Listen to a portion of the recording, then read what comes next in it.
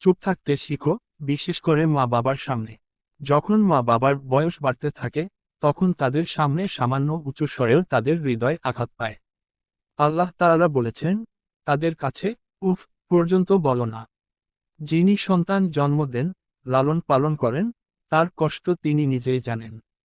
তাই দেখো, যদি আমারও সন্তান থাকে, আমি চাইব যে সে আমার সামনে কখনো উচ্চস্বরে কথা না বলুক।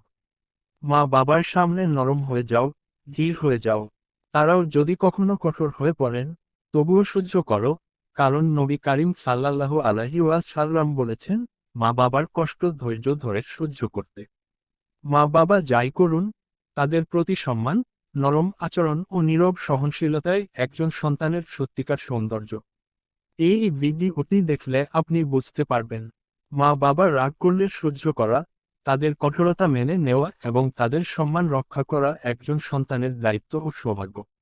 মা বাবার সম্মান, ইসলামিক উপদেশ, হৃদয় ছোঁয়া বাস্তব শিক্ষা, ইমোশনাল মোটিভেশনাল ভিডিও। ভিডিওটি ভালো লাগলে লাইক, কমেন্ট এবং শেয়ার করুন এবং চ্যানেলটি সাবস্ক্রাইব করতে ভুলবেন না। আপনার একটি শেয়ার কারো জীবনে পরিবর্তন আনতে পারে।